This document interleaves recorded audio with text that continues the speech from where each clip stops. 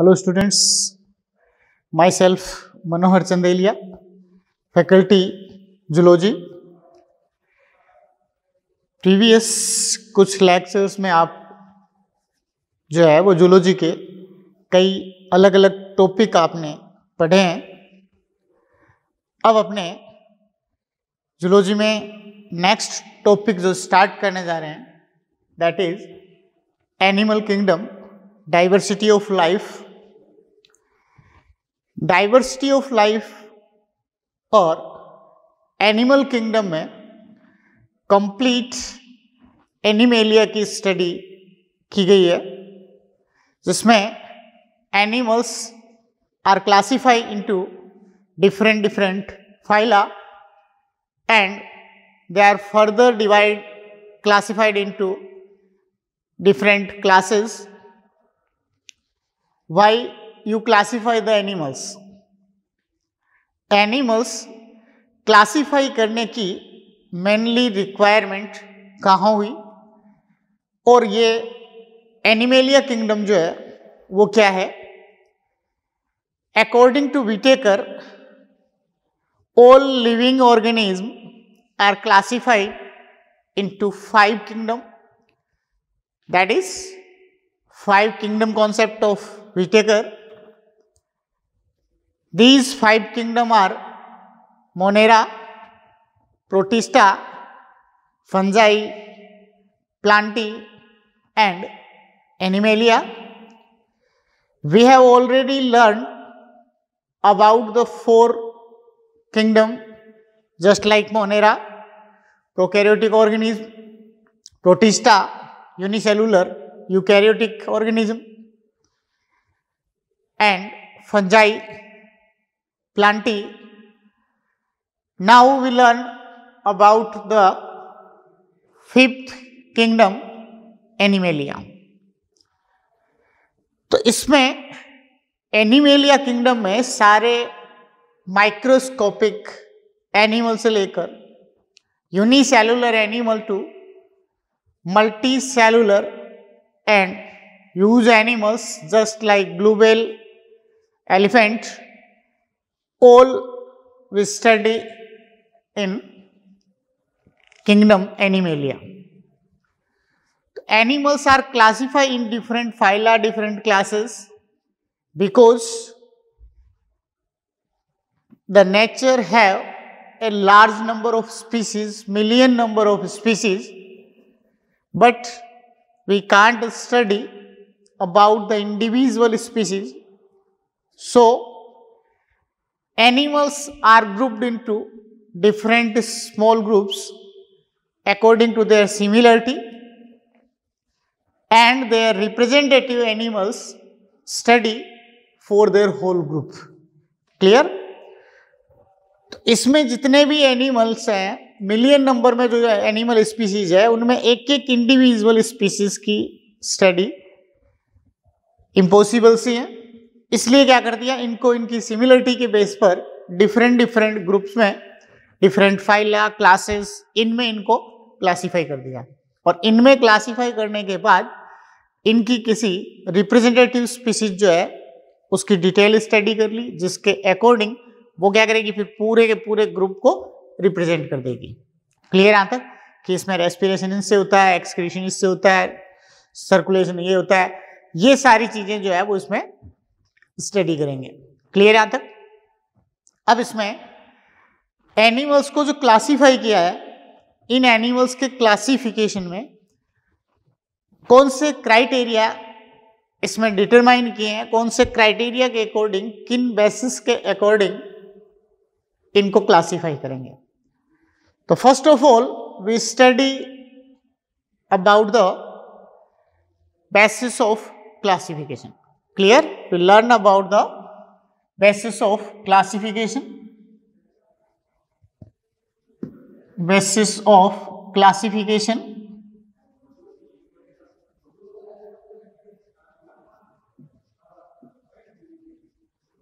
So first of all we learn about the basis of classification. What is basis of classification?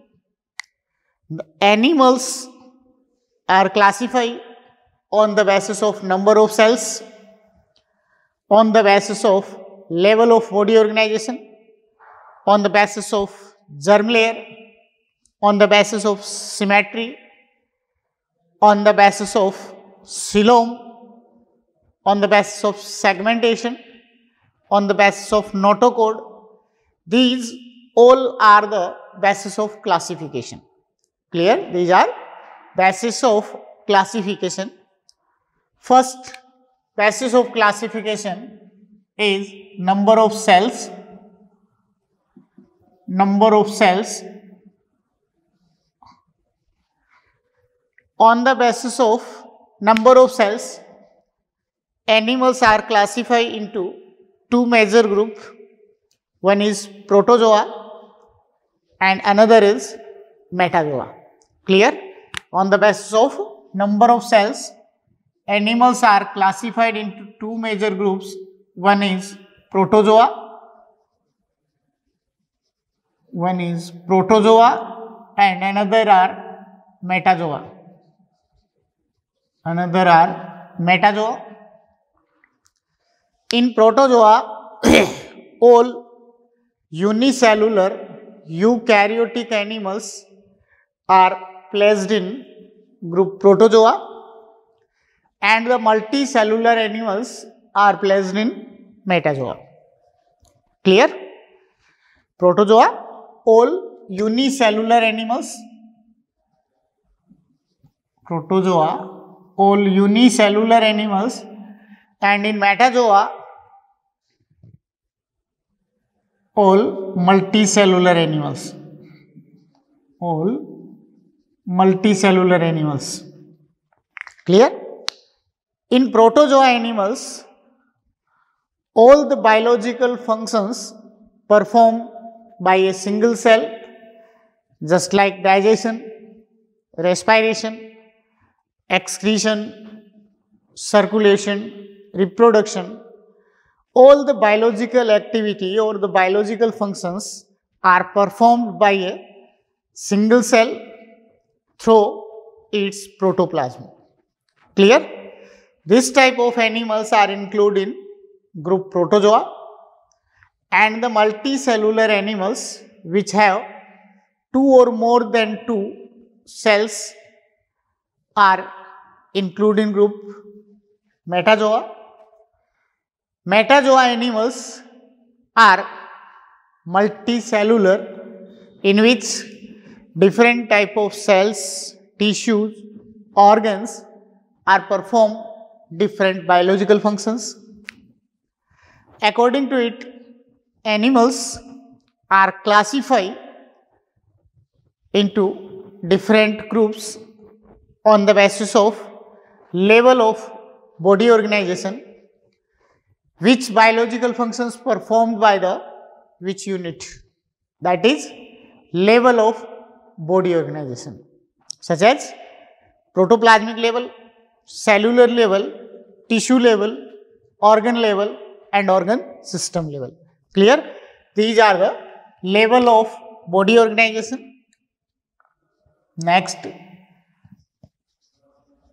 we learn about the level of body organization. Level of body organization.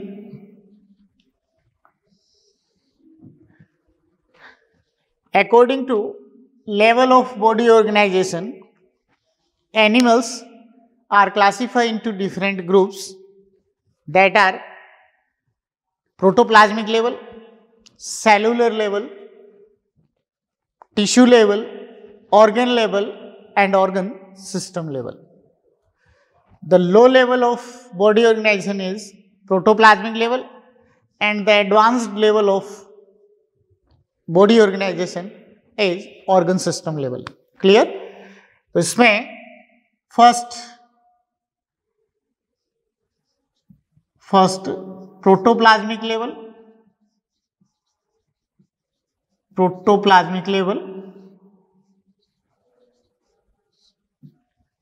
it found in only protozoa animals. in which their protoplasm perform different biological functions such as their locomotion, nutrition, digestion, respiration, excretion, and their reproduction. These all type of biological functions performed by the single cell through its protoplasm. Clear? जैसे इसमें आप एक image करें, जैसे amoeba is a protozoa animal, unicellular animal which intake food through their pseudopodia. Pseudopodia are the protoplasmic process. Intake of food through pseudopodia in their food cup and digestion of food in their protoplasm through lysosome and excretion through their body surface or their cell membrane.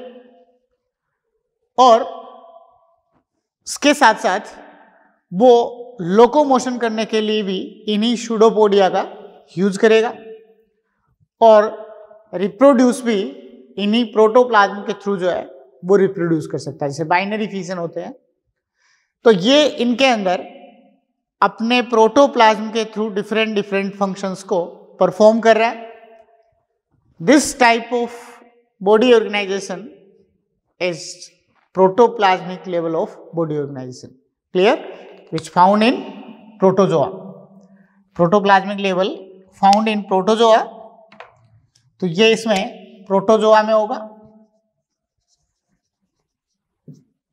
Next level of body organisation is cellular level. Next cellular level of body organisation.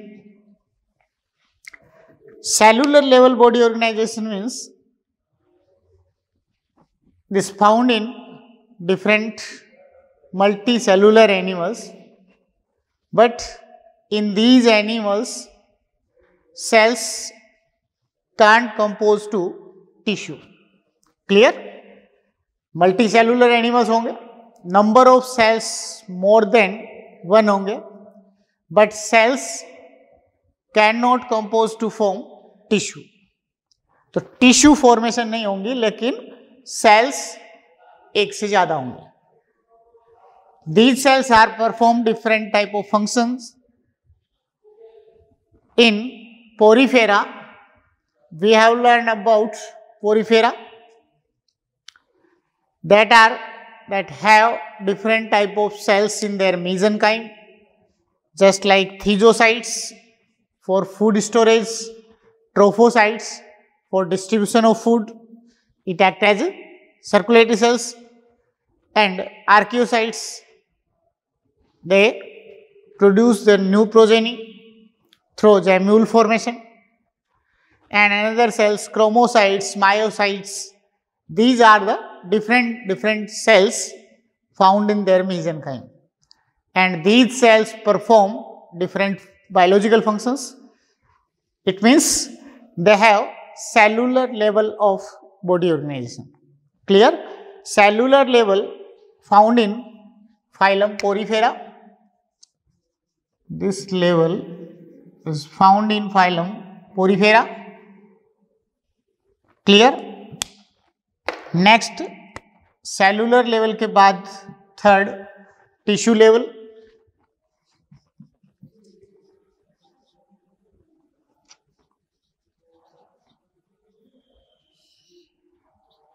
Cellular level के बाद third जो है वो tissue level होगा। Tissue level in which similar type of cells grouped to form tissue. Clear? तो ये cells compose होकर या सेल्स ग्रुप्ड होकर टिश्यू फॉर्मेशन कर देती हैं और वो टिश्यू डिफरेंट डिफरेंट फंक्शंस को परफॉर्म करता हो, तो उस लेवल को tissue level of body organisation कहेंगे। तो इससे थोड़ा एडवांस लेवल जो है, सेलुलर लेवल से थोड़ा एडवांस लेवल टिश्यू लेवल होगा, जिसमें जो सेल्स है वो पहले कंपोज होके टिश्यू फॉर्मेशन करेंगी और ये टिश्यू डिफरेंट डिफरेंट फंक्शंस को परफॉर्म करते हैं। Clear? Tissue level found in Coelenterata and Ctenophora phylum. Tissue level found in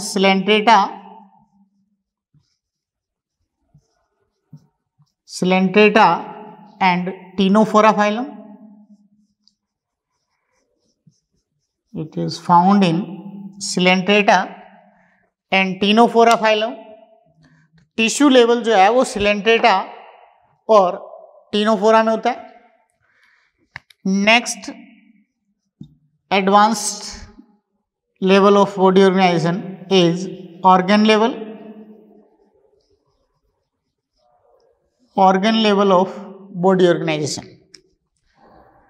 organ level body organisation में इनमें tissues are compose to form different type of organs, digestive organ, respiratory organs. तो ये इस type के जो है वो अलग अलग फंक्शंस के लिए ऑर्गन फॉर्मेशन जो है वो शुरू हो जाते हैं। तो ये टिश्यू लेवल से थोड़े से मोर एडवांस जो है वो ऑर्गन लेवल होता है। ऑर्गन लेवल का बॉडी ऑर्गेनाइजेशन है जिसमें कई तरह के ऑर्गन्स जो है वो फंक्शंस को परफॉर्म करने के लिए बन जाते हैं। Just like nephridia, protonephridia act as excretory organ in platyhelminthes. Incomplete alimentary canal, it also act as digestive system. तो ये इसमें ऑर्गन फॉर्मेशन जो है वो इसमें शुरू हो जाती है और ये टिश्यू लेवल से थोड़ा एडवांस लेवल जो है वो ऑर्गन लेवल होगा। Clear? Organ level of body organisation में कौन से एनिमल्स होंगे? ऑर्गन लेवल का बॉडी ऑर्गेनाइजेशन प्लेटीहेल्मिन्थेस में होगा। Clear? It found in Platyhelminthes.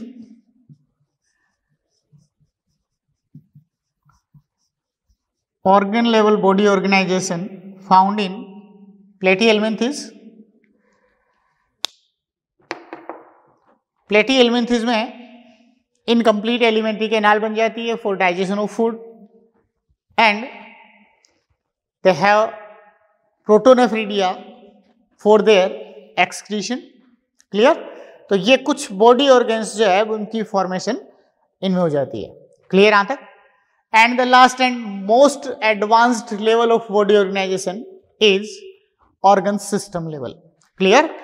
Next, organ system level of body organisation. Organ system level. तो नेक्स्ट लेवल जो है वो ऑर्गन सिस्टम लेवल का बॉडी ऑर्गेनाइजेशन है। इस ऑर्गन सिस्टम लेवल के बॉडी ऑर्गेनाइजेशन में क्या होता है? इसमें organs which are coordinate a same functions that are form organ system. Clear? The body organs which are related to a same functions such as digestion, respiration, इन functions के लिए जितने भी बॉडी ऑर्गन्स है जो पर्टिकुलर किसी एक functions को परफॉर्म करने के लिए हैं वो सारे बॉडी ऑर्गन्स मिलकर और ऑर्गन सिस्टम फॉर्मेशन कर देते हैं। क्लियर? तो इसको कहेंगे organ system level of body organisation. तो this type of animals have different organ system such as digestive system, respiratory system, excretory system, circulatory system. This type of body organization is known as organ system level of body organization. Clear? Organ system level is found in Aschelminthis to Chordata. This type of body organization is found in Aschelminthis to Chordata.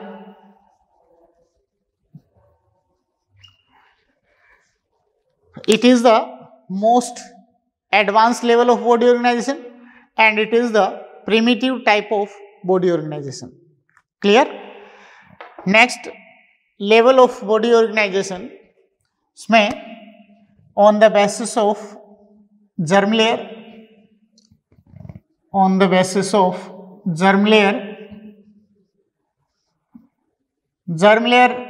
or germinal layers are formed in their gastrula stage, in their embryonic stage. Clear? Embryonic gastrula में कितनी germ layer बन रही हैं, इसके base पर animals classify into two groups. These are diploblastic and triploblastic. Clear?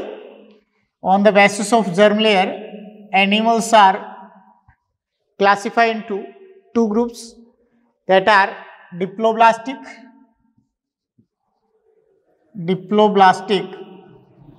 and these are diploblastic and triploblastic.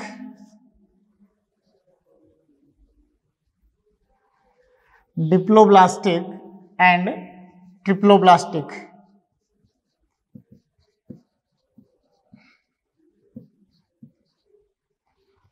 So on the basis of germinal layer, animals are classified into two groups, diploblastic and triploblastic. Sorry. Diploblastic animals have two germ layers in their embryonic gastrula. These are ectoderm and endoderm, whereas triploblastic animals have three germ layers, ecto, meso and endoderm in their embryonic gastrula. Clear?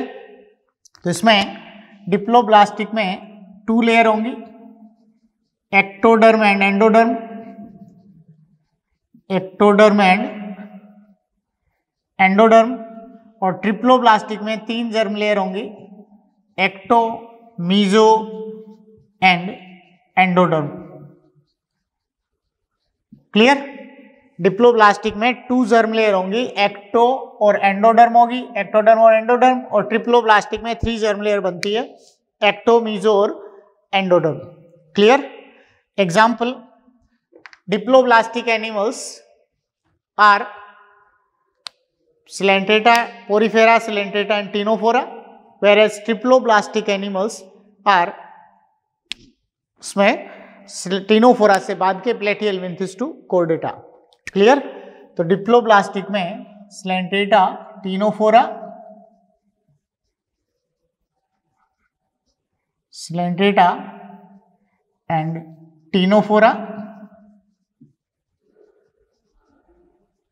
और triploblastic animals हैं, इनमें Platyhelminthes to Chordata.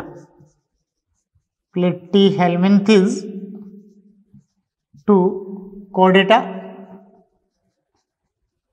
तो ये प्लेटिहेलमिन्थिस to Chordata तक जो है वो सारे कैसे होंगे? ट्रिप्लोब्लास्टिक होंगे. और सिलेंट्रेटा, टीनोफोरा जो है वो इसमें डिप्लोब्लास्टिक होंगे, जिनमें केवल दो ही जर्म लेयर बनती हैं, एक्टो और एंडोडर्म. क्लियर? अब इसके बाद नेक्स्ट जो है वो इसमें लेवल ऑफ बॉडी ऑर्गेनाइजेशन में सिमेट्री का दे सकते हैं. Next, on the basis of symmetry,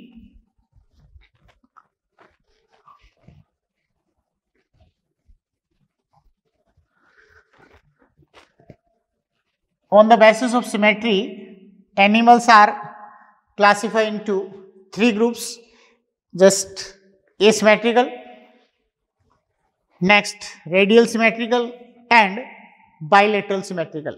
Clear? On the basis of symmetry, on the basis of symmetry,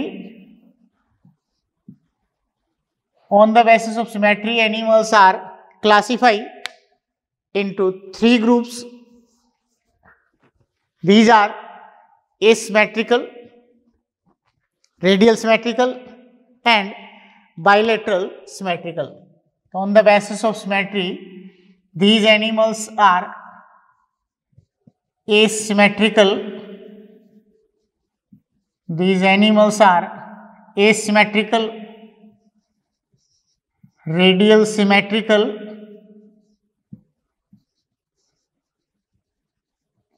asymmetrical, radial symmetrical and bilateral symmetrical and bilateral symmetrical. Clear? ये 3 group जो है वो animals के बनेंगे on the basis of symmetry. तो symmetry के base पर जो 3 ग्रुप बनेंगे इनमें asymmetrical, radial symmetrical and bilateral symmetrical. Clear? सबसे first of all asymmetrical. Asymmetrical means animals which can't divide into 2 identical forms by the cut in any plane. These type of animals are asymmetrical. Clear? Asymmetrical means किसी भी plane में cut करने पर 2 identical forms में नहीं बनते हो तो वो इनमें एसिमेट्रिकल एनिमल्स होंगे। क्लियर यहाँ तक? तो asymmetrical animals example sponge. Asymmetrical animals are sponge and gastropoda mollusk.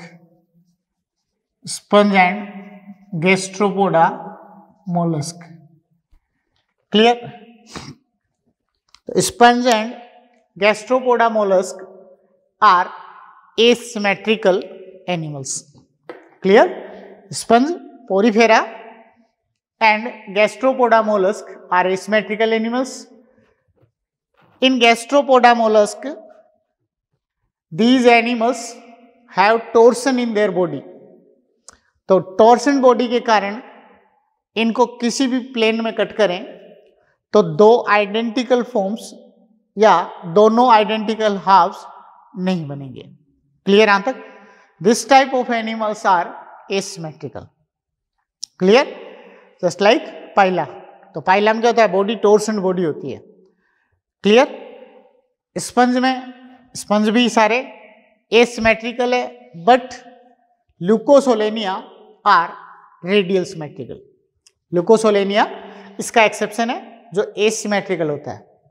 Mollusc का सारे बाइलेटरल सिमेट्रिकल है but Gastropoda mollusc are asymmetrical. Clear?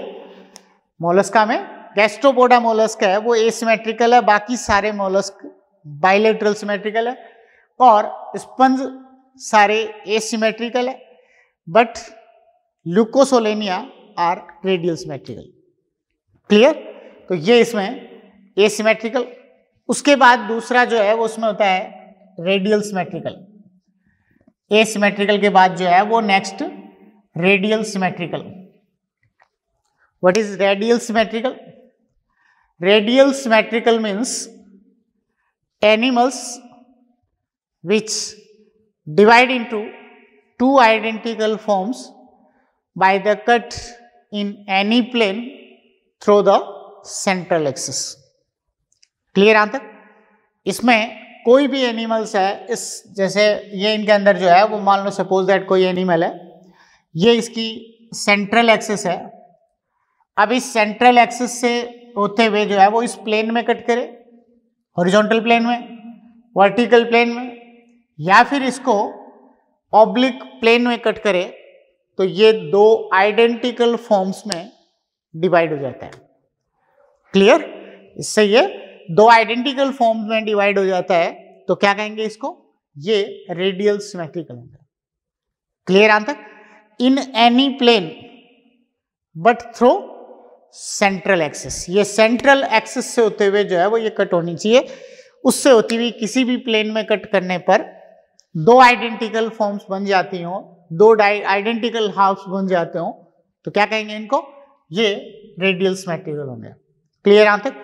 Radial symmetrical animals are Coelenterata, Ctenophora and adult Echinodermata. Echinodermata में larva is bilateral symmetrical and their adult is radial symmetrical. Clear? इसमें example radial symmetrical का कौन से होंगे? Radial symmetrical animals are स्लेंड्रेटा,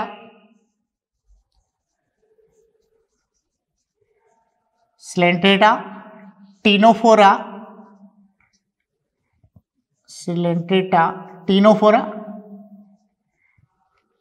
Ctenophora exhibit biradial symmetry. Biradial symmetry is also type of radial symmetry. Ctenophora have biradial symmetry, but the biradial symmetry is a type of radial symmetry in which animal divide into two identical halves by two planes that are biradial symmetrical. Clear? तो ये इसमें Coelenterata, Ctenophora and adult Echinodermata, Coelenterata, Ctenophora and adult Echinodermata, adult Echinodermata. Clear? तो ये इसमें radial symmetrical. उसके बाद जो है वो रेडियल सिमेट्रिकल के बाद तीसरा बाइलेटरल सिमेट्रिकल। तीसरा जो है वो इसमें कौन सा होगा? Bilateral symmetrical. Bilateral symmetrical animals are divide into two identical halves by the cut in a particular plane through their central axis. Clear यहां तक?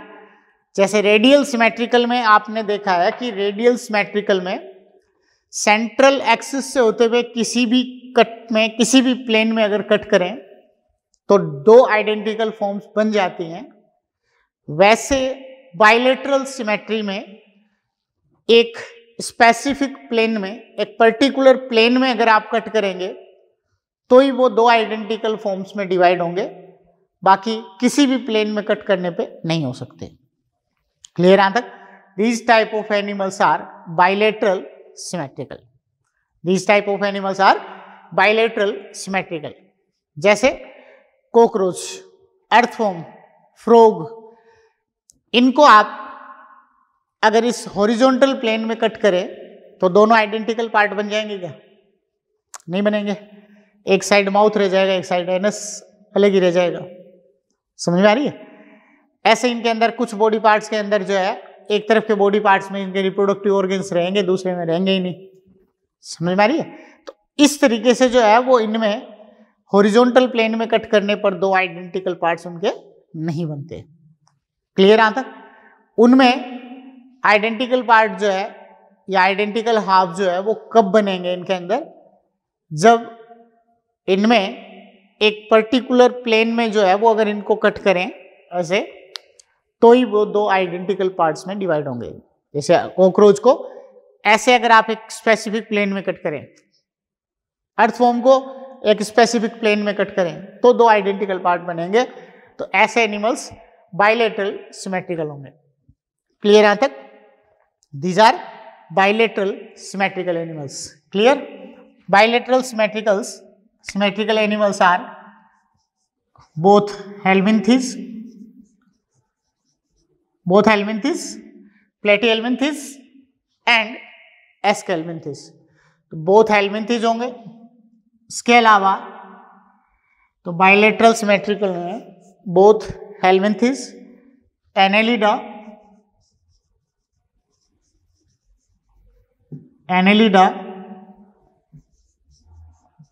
Arthropoda, Mollusca,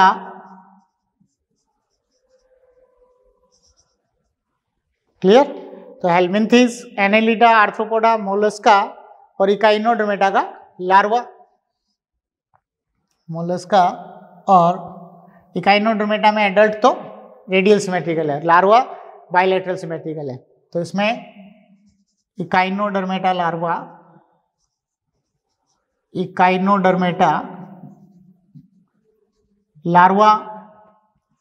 हेमिकोर्डेटा and Chordata,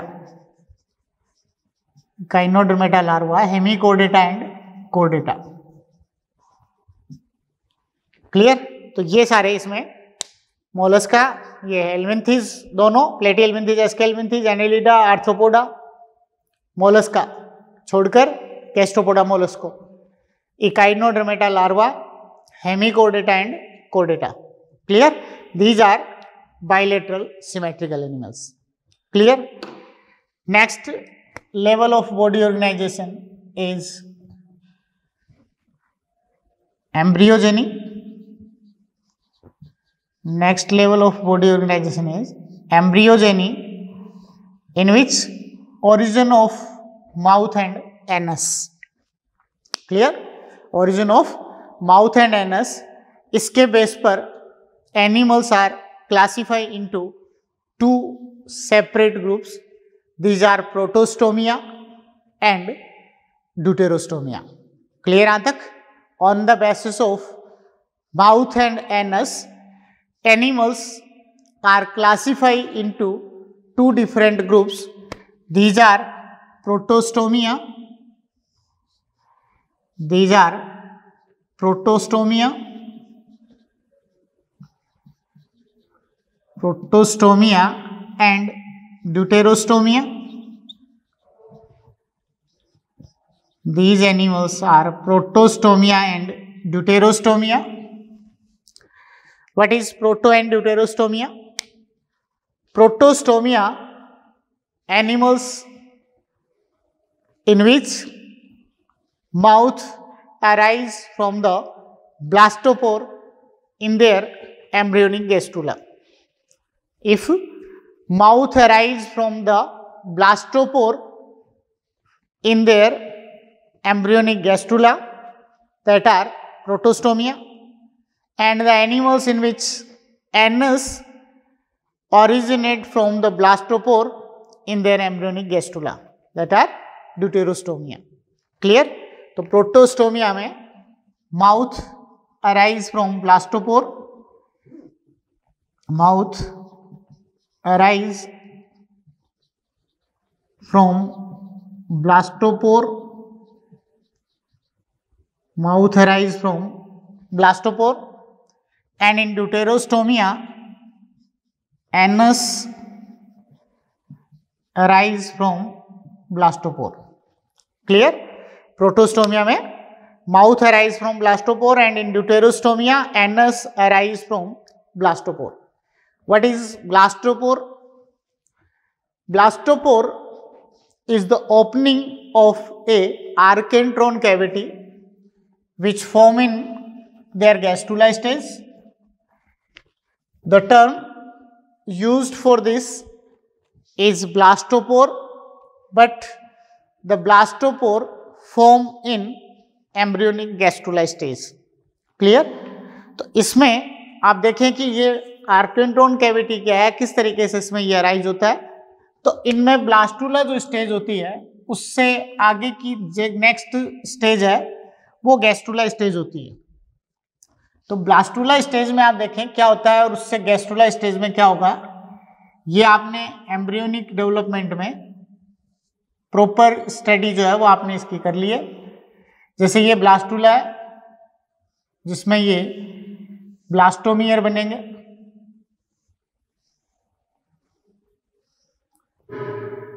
blastula में ये इसके ब्लास्टोमियर बन रहे हैं. तो ब्लास्टुला के अंदर जो ब्लास्टोमियर बन रहे हैं इनमें आप देख रहे हो एक ही micromeres, small blastomeres and macromere, large blastomeres होते हैं. क्लियर यहां तक? Micromere, small blastomere and macromere, large blastomeres है. क्लियर? तो ये इसमें बीच में इनकी क्या होती है, ब्लास्टोसील कैविटी होती है. ये इसमें ब्लास्टोसील कैविटी है. अब इनके अंदर नेक्स्ट जो स्टेज आती है गैस्ट्रुला स्टेज, उस गैस्ट्रुला स्टेज में इन ब्लास्टोमियर्स की मोर्फोजेनेटिक मूवमेंट होती है. The epiboly, emboly, these type of movement take place in their blastomeres, that is called morphogenetic movement. Clear? तो morphogenetic movement के थ्रू इनके अंदर ब्लास्टोमियर्स जो है वो ये मूवमेंट करते हुए रीअरेंज होते हैं और रीअरेंज होने के साथ साथ इनमें ब्लास्टोसील कंटिन्यू रिड्यूस होती जाएगी और एक नई कैविटी की फॉर्मेशन जो है वो इसमें हो जाती है. ब्लास्टोसील रिड्यूस होती जाएगी और एक नई कैविटी की फॉर्मेशन जो है वो इसमें होगी और वो नई कैविटी क्या होती है, आर्केंट्रोन कैविटी. ये नई कैविटी इसकी आर्केंट्रोन कैविटी बनती है. अब इसके अंदर आप देखें कि ब्लास्टोमियर में ये जैसे अब यहां जो है वो ऐसे इन्वेजिनेट हो जाती है, ब्लास्टोमियर ऐसे इन्वेजिनेट हुए और ब्लास्टोमियर के इन्वेजिनेट होने से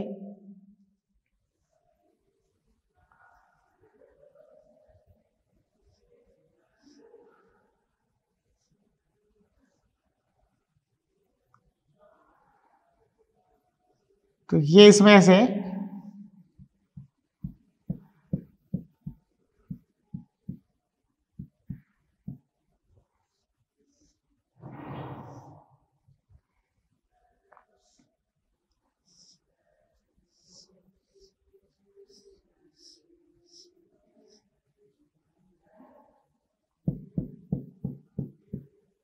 ये इसमें आप देखें ब्लास्टोमियर इस तरीके से इसमें रीअरेंज हो जाते हैं।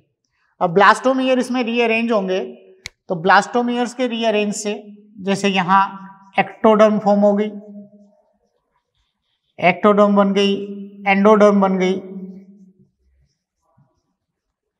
एक्टोडर्म, एंडोडर्म, और इसके साथ साथ जो है वो इनके अंदर ये इनकी सेल्स डिवाइड होते हुए यहां बीच में मेसोडर्म फॉर्म कर देगी। इस तरीके से तीनों जर्म लेयर बन जाती है। ब्लास्टोसील जो है वो इसकी रिड्यूस हो गई और ब्लास्टोसील रिड्यूस होके और इसकी जगह एक नई कैविटी बन जाती है और ये कैविटी कौन सी होगी इसकी? आर्केंट्रॉन कैविटी। ये इसकी आर्केंट्रॉन कैविटी बन गई। अब ये आर्केंट्रॉन कैविटी आप देख रहे हो कि एक सिंगल ओपनिंग से बाहर ओपन हो रही है। Archenteron cavity open outside through a single opening that is blastopore. Clear? A single opening of archenteron cavity in their gastruli stage, it is the blastuli stage and it is gastruli stage. It is the developmental stage of blastula. Clear यहाँ तक? तो ये इसमें gastrula बनी, gastrula के अंदर एक नई कैविटी बन गई, इसमें ब्लास्टोसील थी, इसमें नई कैविटी बन गई आर्केंट्रॉन, and आर्केंट्रॉन open outside through a single opening that is called blastopore. अब इस ब्लास्टोपोर से इस एम्ब्रियो का अगर माउथ अराइज हो रहा है, माउथ की ओरिजिन हो रही है, तो ये एनिमल्स प्रोटोस्टोमिया होंगे, और अगर इससे एनस अराइज हो रही है तो ये एनिमल्स ड्यूटेरोस्टोमिया होंगे। क्लियर यहां तक? तो ये प्रोटोस्टोमिया एंड ड्यूटेरोस्टोमिया। क्लियर यहां तक? एग्जाम्पल, प्रोटोस्टोमिया जो एनिमल्स होते हैं, इन प्रोटोस्टोमिया एनिमल्स में कौन कौन से होंगे? प्लेटिहेल्मिन्थिस। प्रोटोस्टोमिया एनिमल्स जो होंगे इनमें प्लेटिहेल्मिन्थिस, एस्केल्मिन्थिस, इसके प्रोटोस्टोमिया में एग्जाम्पल होंगे इसके प्लेटिहेल्मिन्थिस,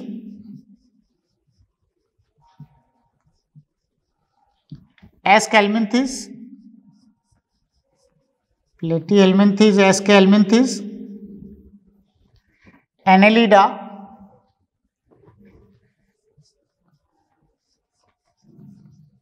Annelida, Arthropoda, Annelida, Arthropoda and Mollusca. Clear यहां तक? तो ये इसमें प्रोटोस्टोमिया में होंगे। कौन कौन से एनिमल होंगे प्रोटोस्टोमिया में? प्लेटिहेल्मिन्थिस, Aschelminthes, Annelida, Arthropoda and Mollusca. तो ये एनिमल्स प्रोटोस्टोमिया में होंगे। उसके बाद जो है वो दूसरे एनिमल्स हैं Deuterostomia.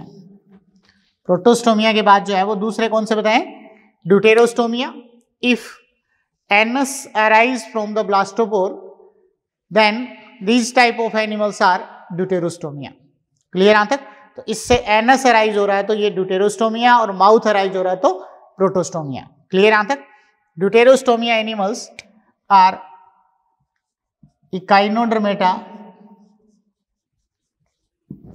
Deuterostomia animals are Echinodermata,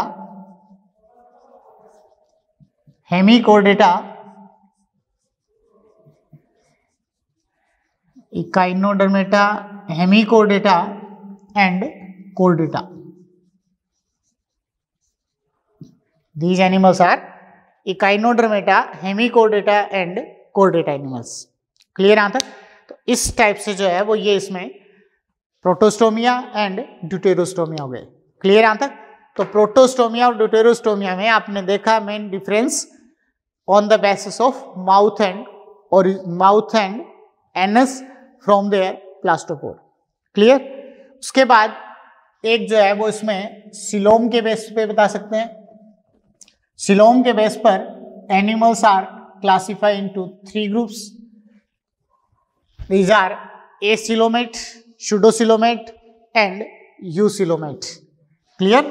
Next, on the basis of coelom,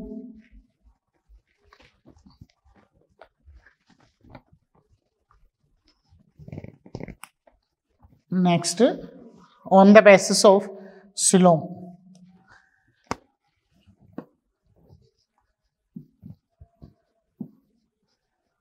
on the basis of coelom,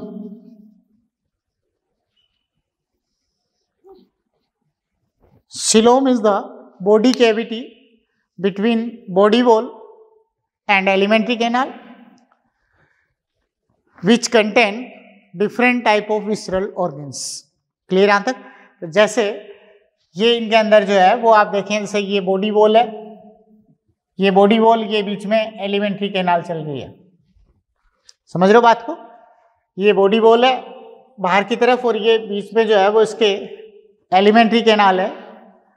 तो एलिमेंट्री कैनाल और बॉडी वॉल के बीच का जो डिस्टेंस है, ये जो कैविटी है, ये बॉडी कैविटी ही इसकी सिलोम होती है. And it contain different type of visceral organs in this cavity. On the presence or absence of body cavity or coelom, animals are classified into 3 different groups. These are Acoelomate, Pseudocoelomate and Eucoelomate. Clear? So on the basis of coelom, animals are classified into 3 major groups: Acoelomate, Pseudocoelomate, Pseudocoelomate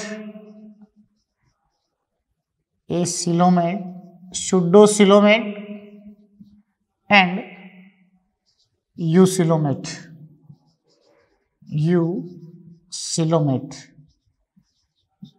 clear? तो coelom आपके समझ में आ गई होगी. Coelom क्या है? The body cavity between body wall and alimentary canal which contain different type of visceral organs is known as coelom. Clear? This type of body cavity is known as coelom. On the basis of coelom, animals are classified into 3 groups: Acoelomate, Pseudocoelomate and Eucoelomate. Clear? Acoelomate means coelom absent, Pseudocoelomate false coelom present and Eucoelomate true coelom present. Clear? So first of all, Acoelomate, coelom absent, Acoelomate, coelom absent, Pseudocoelomate, false coelom,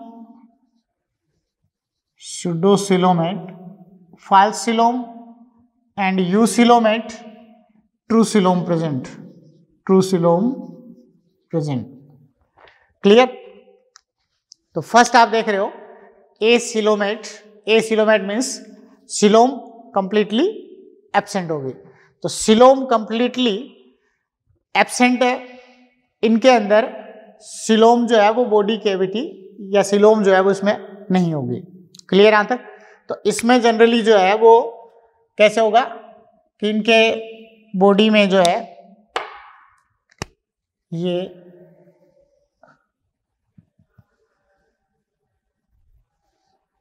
इस type से होंगे.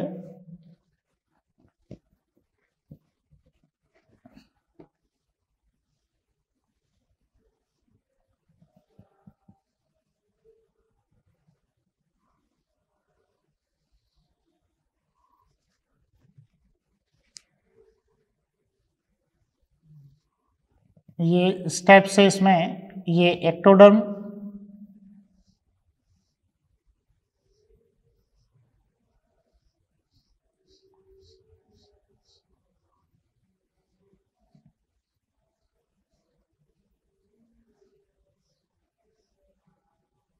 हाँ तो बेटा इसमें on the basis of coelom हम देख रहे हैं, इसमें एक एसिलोमेट ग्रुप होता है इन विच animals which have no coelom between the body wall and alimentary canal.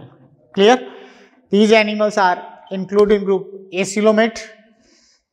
इसमें आप देख रहे हो एक्टोडर्म, मेसोडर्म, एंडोडर्म जो है वो पूरे को इसको गट को कवर किए हुए होती है, कहीं भी बीच में बॉडी कैविटी इनके नहीं बनती.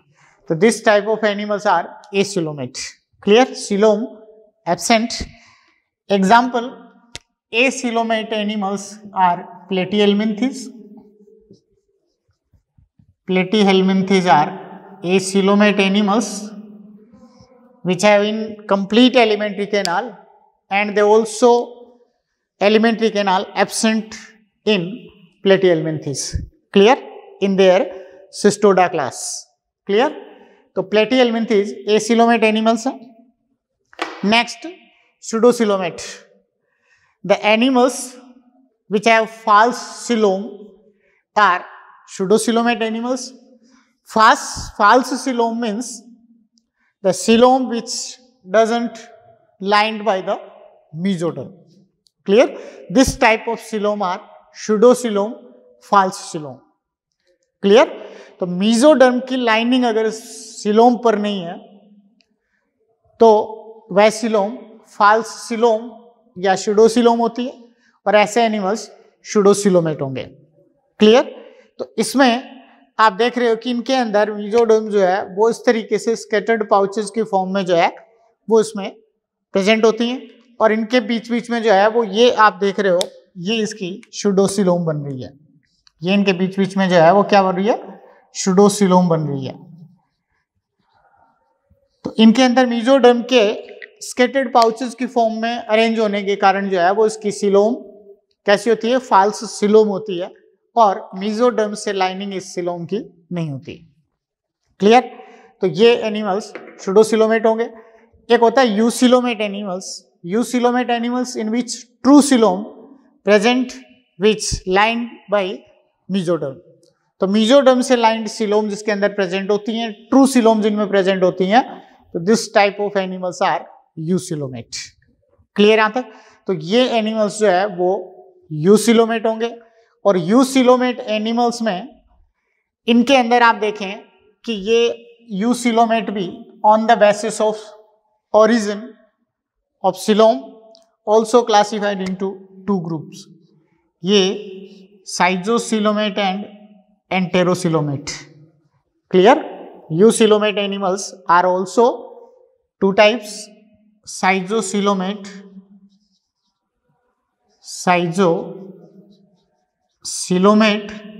and enterocoelomate.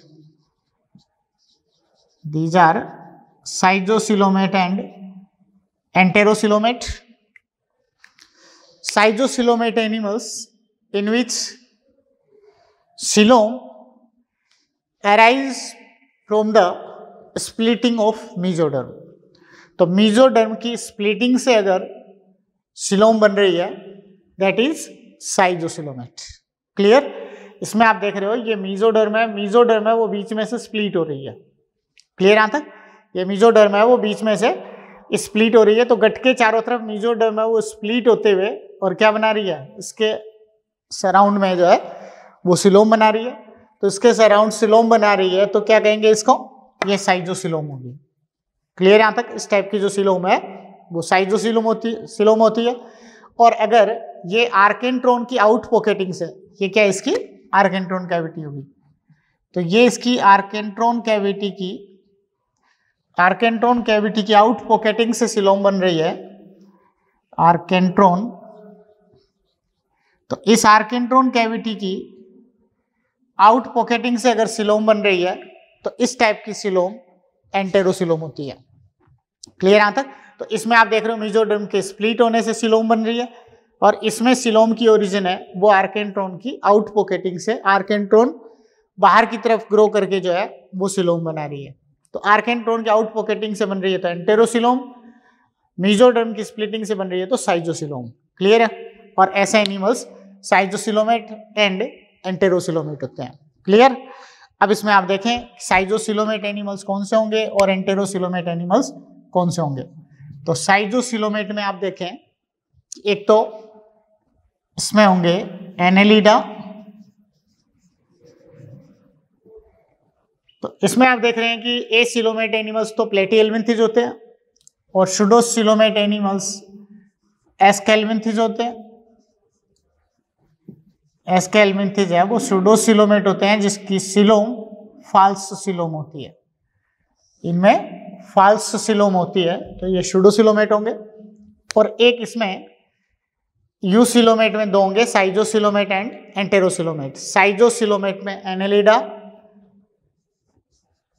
Arthropoda, Annelida, Arthropoda and Mollusca. Clear यहां तक? तो साइजोसिलोमेट में एनेलिडा, आर्थ्रोपोडा एंड मोलस्का, ये इनमें साइजोसिलोमेट में होंगे। एंटेरोसिलोमेट जो होंगे इन एनिमल्स में जिनके अंदर आर्केंट्रोन से बन रही है सिलोम, उनमें इकाइनोडर्मेटा,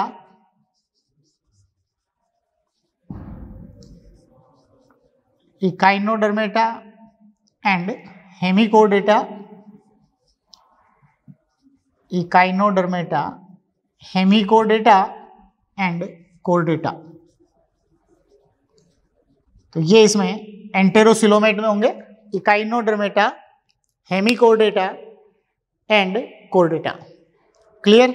तो ये इसमें सिलोम की ओरिजिन के बेस पर दो तरह के हो गए, यूसिलोमेट भी, ट्रू सिलोम वाले भी दो तरह के हैं, साइजोसिलोमेट और एंटेरोसिलोमेट। साइजोसिलोमेट मीन्स जिसमें सिलोम मेसोडर्म की स्प्लिटिंग से बन रही हो, एंटेरोसिलोमेट जिसमें सिलोम आर्केंट्रोन की आउट पॉकेटिंग से बन रही हो। क्लियर यहां तक? उसके बाद on the basis of segmentation, next on the basis of segmentation,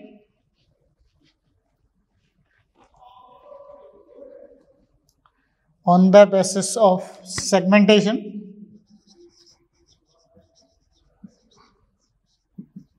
segmentation के बेस पर animals are classified into two groups. These are asegmented,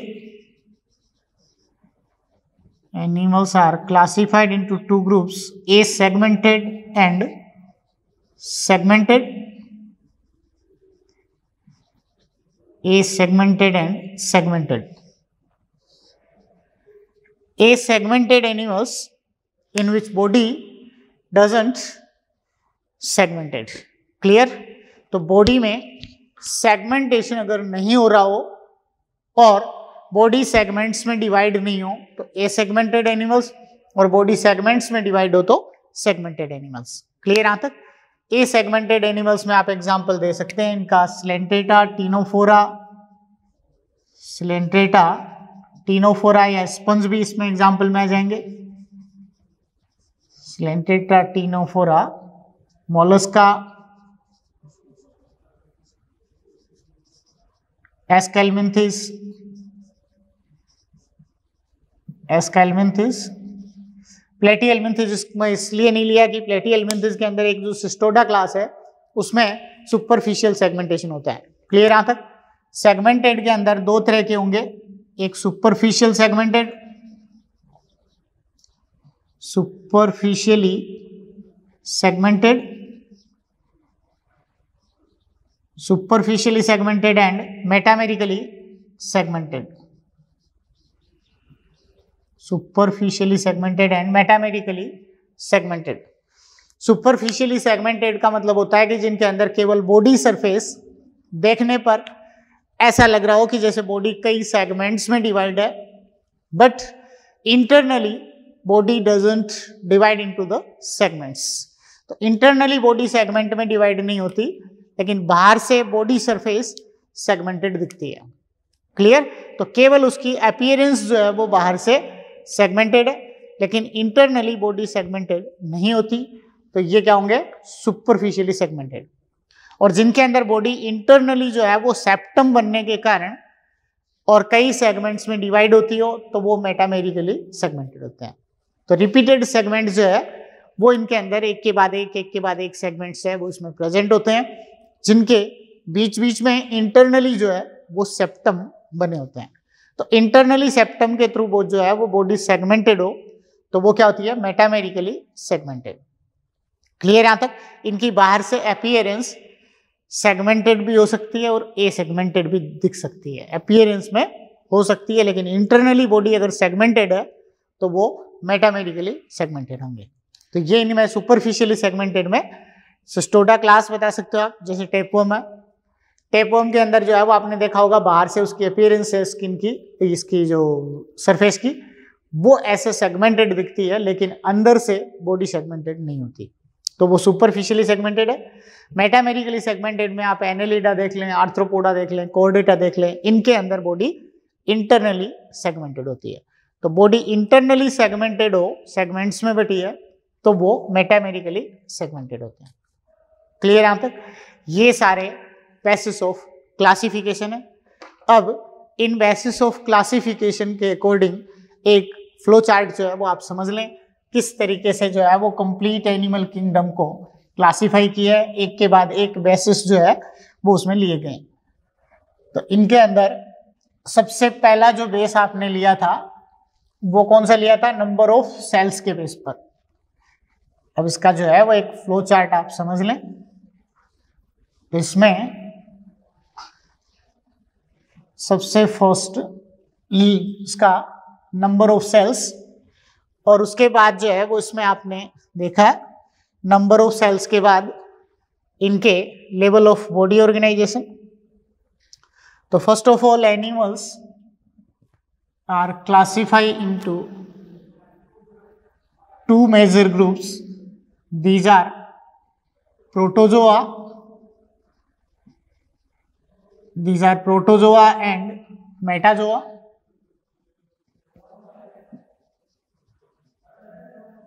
Protozoa and metazoa on the basis of number of cells, unicellular, and these are multicellular animals. Clear यहाँ तक? तो ये unicellular और multicellular, protozoa, metazoa. Metazoa also classified into two groups on the basis of level of body organization. Metazoa also classified into two groups on the basis of level of body organization. First, parazoa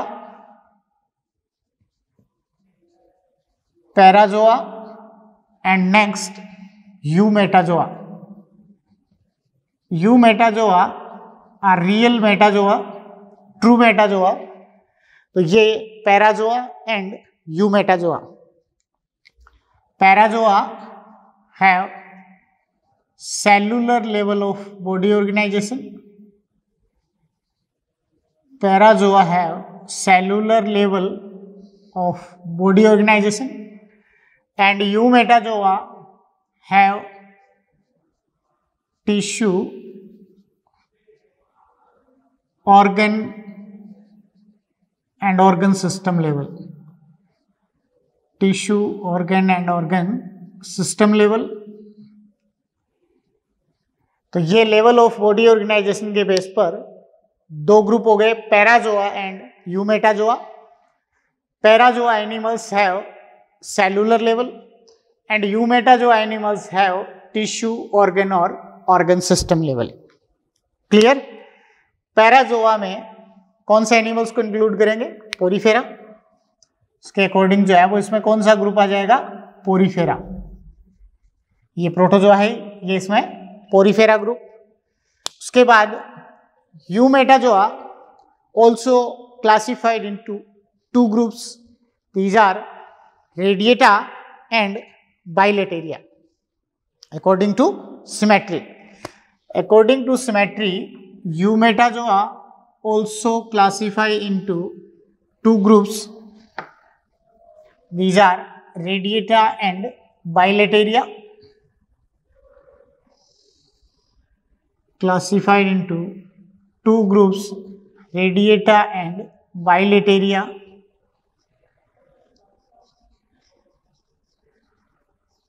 First radiata and second bilateria. These animals Eumetazoa are classified into radiata and bilateria according to symmetry. Radiata have radial symmetry and bilateria have bilateral symmetry and parazoa are asymmetrical. Clear? ये sponge सारे इसमें बोरीफेरा asymmetrical, ये radiata और Bilateria में हो गए. Radiata में radial symmetry, Bilateria में बाइलेटरल सिमेट्री होगी. क्लियर? अब इसके बाद रेडिएटा में जो है वो ध्यान है, रेडियल सिमेट्री वाले एनिमल्स कौन कौन से होंगे? Coelenterata and Ctenophora. These are Coelenterata and Ctenophora. Coelenterata and Ctenophora. Clear? Next, on the basis of coelom, coelom के बेस पर कौन कौन से हो जाएंगे? coelom के बेस पर acoelomate, pseudocoelomate and eucoelomate. On the basis of coelom, acoelomate, coelom के बेस पर acoelomate, दूसरे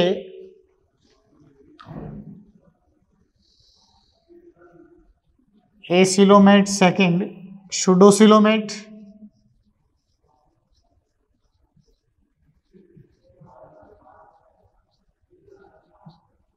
pseudocoelomate and eucoelomate.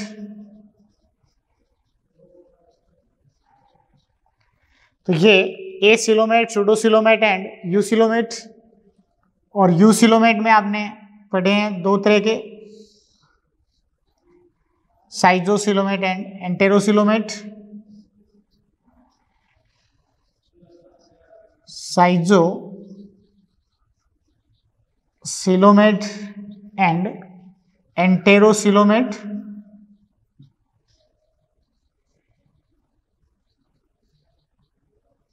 साइजोसिलोमेट and एंटेरोसिलोमेट. Clear? तो ये इनके अंदर इसके अलग अलग ग्रुप हो गए. एसिलोमेट में एग्जाम्पल प्लेटीहेल्मिन्थिस, प्लेटीहेल्मिन्थिस. और pseudocoelomate में एग्जाम्पल एस्केल्मिन्थिस. pseudocoelomate में एग्जाम्पल एस्केल्मिन्थिस. eucoelomate में दो ग्रुप हो गए, साइजोसिलोमेट एंड एंटेरोसिलोमेट. साइजोसिलोमेट में अगर आप देखें तो example Annelida, Arthropoda, Annelida, Arthropoda and Mollusca. और एंटेरोसिलोमेट में example Echinodermata, enterocoelomate, Echinodermata, Hemichordata and Chordata. इसमें Echinodermata, Hemichordata and Chordata. Clear यहां तक? ये एंटेरोसिलोमेट और ये साइजोसिलोमेट है. क्लियर यहां तक? तो एंटेरोसिलोमेट में इकाइनोडर्मेटा, हेमिकोर्डेटा एंड कोर्डेटा. अब इन्हीं को जो है वो प्रोटोस्टोमिया और ड्यूटेरोस्टोमिया में लिया. तो प्रोटोस्टोमिया जो है वो तो कौन से होंगे? ये यहां तक जो है वो एनिमल्स सारे प्रोटोस्टोमिया है. ये सारे protostomia on the basis of origin of mouth and anus, these are protostomia. And eucoelomate में एंटेरोसिलोमेट जो होते हैं वो होते हैं ड्यूटेरोस्टोमिया. These are deuterostomia. इसमें ड्यूटेरोस्टोमिया. तो प्रोटोस्टोमिया एंड ड्यूटेरोस्टोमिया. क्लियर यहां तक? तो प्रोटोस्टोमिया जिनके अंदर माउथ की ओरिजिन होती है ब्लास्टोपोर से, ड्यूटेरोस्टोमिया जिसमें एनएस ओरिजिनेट होता हो। तो प्रोटोस्टोमिया में कौन कौन से आ जाएंगे, एसिलोमेट, सूडोसिलोमेट और साइजोसिलोमेट, और ड्यूटेरोस्टोमिया में ओनली एंटेरोसिलोमेट आएंगे। क्लियर यहां तक? ये सारा जो है वो एनिमल्स का क्लासिफिकेशन हो गया, जो कई क्राइटेरिया कई बेसिस पर जो है वो इनको क्लासिफाई कर दिया। क्लियर यहां तक?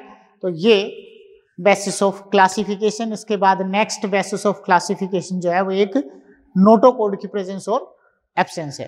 तो नोटोकोड की प्रेजेंस और एब्सेंस के बेस पर इसको कैसे क्लासिफाई किया है, कौन कौन से इसमें फाइलम पढ़ेंगे, ये सारी चीजें नेक्स्ट क्लास में डिस्कस करेंगे। Okay, bye.